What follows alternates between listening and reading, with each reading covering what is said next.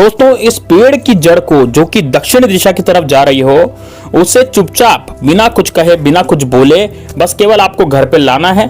घर पे ला करके दोस्तों आपको शत्रु का नाम लेना है और दोस्तों अपने घर पर टांग देना है। यकीन मानिए दोस्तों, आपके जीवन से शत्रु नाम की बीमारी हमेशा हमेशा के लिए खत्म हो जाएगी।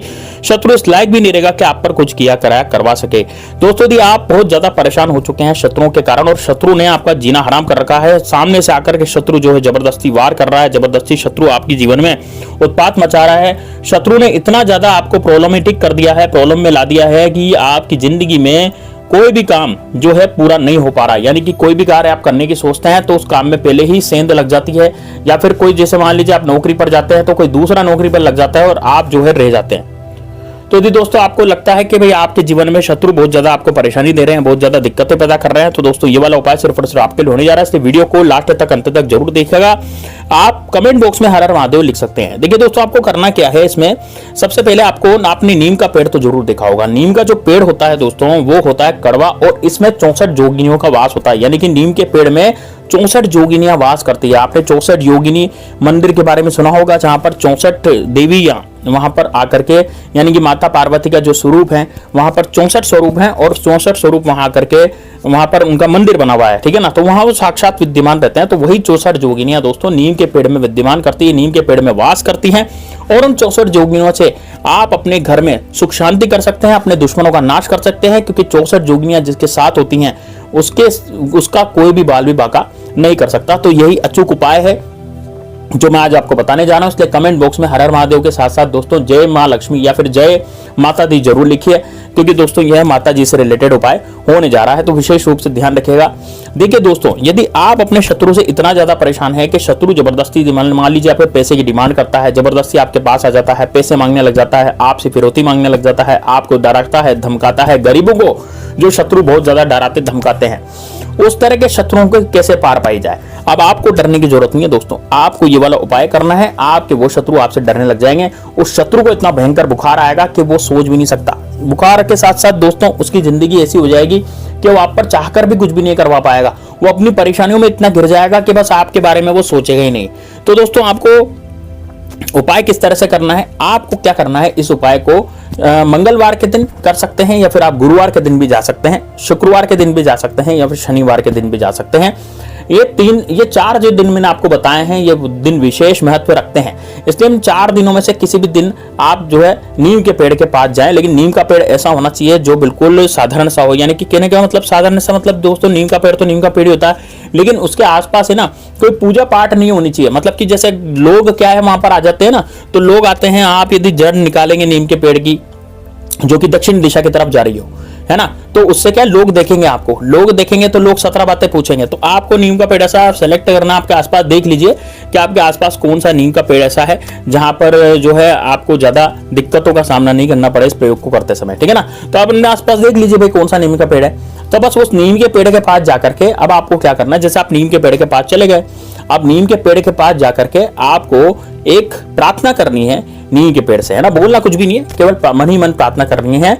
और कौन से दिशा में खड़े होना, अब नीम के पेड़ के चारों तरफ दिशाएं रहती है ना, तो आप क्या है नीम के पेड़ की तरफ मुंह करके खड़े होंगे, लेकिन किस दिशा की ओर, आपका मुख जो है दक्षिण दिशा की तरफ होना चाहिए, क्योंकि आप शत्रु नाश के लिए प्रयोग करने जा रहे हो, ठीक है ना। तो आपका मुख जो है नीम के पेड़ के सामने दक्षिण दिशा की तरफ होना चाहिए। हाथ जोड़े, हाथ जोड़ने के बाद आप कहें कि है 64 जोगिनियां, मैं आपकी कृपा से यहां से आपकी जड़ लेकर के जा रहा हूं। मेरे शत्रुओं ने मुझे बहुत परेशान कर रखा है। मेरे जो गुप्त शत्रु हैं वो भी मेरी जिंदगी बर्बाद कर देना चाहते हैं। गुप्त शत्रुओं का मुझे पता नहीं लगता कि कौन सा व्यक्ति मेरा शत्रु है, लेकिन मेरे साथ बहुत बुरी बुरी घटनाएं हो रही है, बहुत बेकार घटनाएं मेरे साथ हो रही है।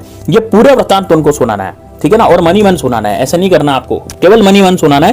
पूरा वृतांत नीम के पेड़ को 64 जोगिनियों का वहां पर आपको सुनाना है कि आपके साथ जो शत्रु है वो किस तरह का दुर्व्यवहार कर रहा है, आपकी बहू बेटियों की इज्जत के साथ खेल रहा है, या फिर हो सकता है बुरी नजर डालता हो, या फिर हो सकता है जो पड़ोसी है आपका वो पड़ोसी आपको बहुत ज्यादा परेशान करता हो, पड़ोसी जो है आते जाते गाली गलौज करता हो, आपकी प्रॉपर्टी हथियाना चाहता हो, झूठा कोर्ट कचहरी का केस आप पर करवा दिया, या फिर आपके जो तांत्रिकों द्वारा आपके ऊपर बहुत बड़ी बड़ी जो है शक्तियां आपके ऊपर छोड़ गए, भूत प्रेत बाधा आपके घर में छोड़ दी गई है, जिसके कारण आपको रात को नींद नहीं आती, दिन में नींद नहीं आती, आपका मस्तिष्क जो है भारी भारी रहता है, आपका जो मानसिक संताप है वो आप खो चुके हैं और आपकी जिंदगी में बहुत ज्यादा आपको अड़चने भी आ रही है। किसी भी काम को स्टार्ट करते हैं तो वो काम आपका तुरंत रुक जाता है, कोई दुकान डालते हैं तो दुकान में घाटा लग जाता है, कोई आप कोई भी शॉप वगैरह भी डालते हैं तो उसमें भी आपको दिक्कतों का सामना करना पड़ता है, या फिर ऐसी है कि दुकान आपकी बंधवा दी है किसी ने। मतलब जो भी आपके साथ हो चुका है, जो भी आपके साथ बीत रहा है, वो सब दोस्तों आपको वहां पर दक्षिण दिशा की तरफ मुख करके खड़े होकर के वहां पर बताना है, 64 जोगिनियों का नाम लेकर के, और उनको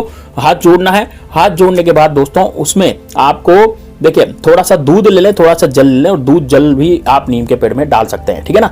तो उससे क्या है, उससे बहुत ज्यादा आपको फायदा मिलेगा, क्योंकि दूध जल डालने से दोस्तों वो 64 जोगिनियां वो प्रसन्न होती हैं।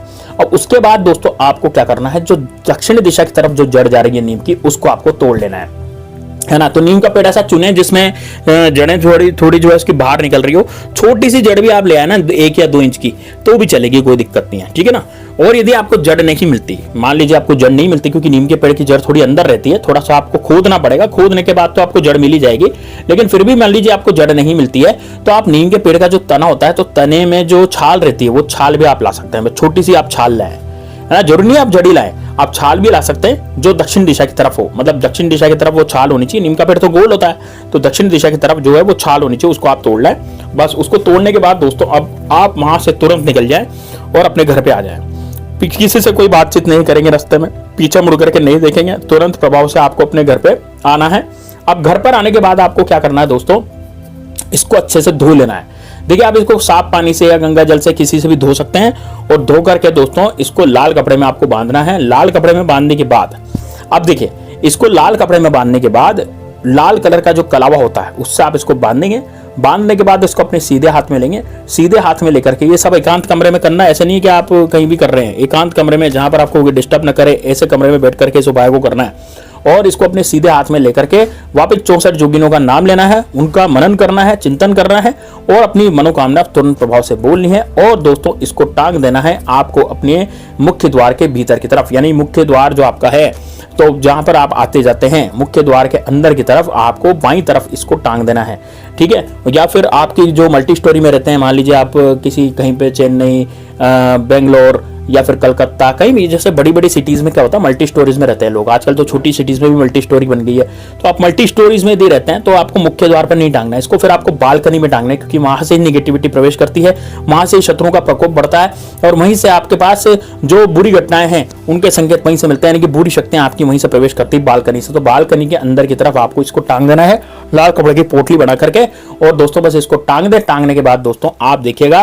कि जब इसको आप टांगेंगे तो 24 घंटे के भीतर भीतर आपका जो शत्रु है वो गिड़गिड़ाने लग जाएगा, यानी कि शत्रु जो है उसके पीछे 64 जोगिनियां लग जाएगी। इसका मतलब ये हुआ कि वो शत्रु अपनी जिंदगी में आप कभी भी पार नहीं पा सकता। शत्रु चाहकर भी आपका जो है कुछ भी नहीं बिगाड़ सकता, यदि वो बिगाड़ने की कोशिश करेगा तब भी दोस्तों उसका ही बिगड़ेगा, यानी कि कोई भी यदि वो चाल चलता है, कोई भी तांत्रिक विद्या करवाता है तो उसके ऊपर ही दोबारा वो तांत्रिक विद्या तंत्र का प्रभाव उसके ऊपर ही होगा, आपके ऊपर कुछ भी नहीं होगा, आपका बाल भी बगा नहीं होगा। तो दोस्तों ये बहुत जबरदस्त है शत्रु की सुरक्षा के लिए और शत्रु के नाश के लिए। किसी भी तरह का शत्रु हो, चाहे आपका प्रत्यक्ष शत्रु हो, चाहे अप्रत्यक्ष शत्रु हो, चाहे गुप्त शत्रु हो, चाहे किसी भी तरह का शत्रु, कितना खतरनाक शत्रु, कितने बाहुबली शत्रु हो, सारे दोस्तों इससे निस्तानाबूत होते हैं। तो दोस्तों कमेंट बॉक्स में हर हर महादेव लिख करके जय श्री राम, जय बागेश्वर धाम सरकार जरूर लिख दीजिएगा, ताकि आपकी जिंदगी बढ़िया रहे। वीडियो को लाइक करके ज्यादा से ज्यादा शेयर कीजिएगा, कमेंट कीजिएगा। चलिए दोस्तों मिलते हैं नेक्स्ट वीडियो में, तब तक के लिए जय श्री राम, जय बागेश्वर धाम सरकार, हर हर महादेव।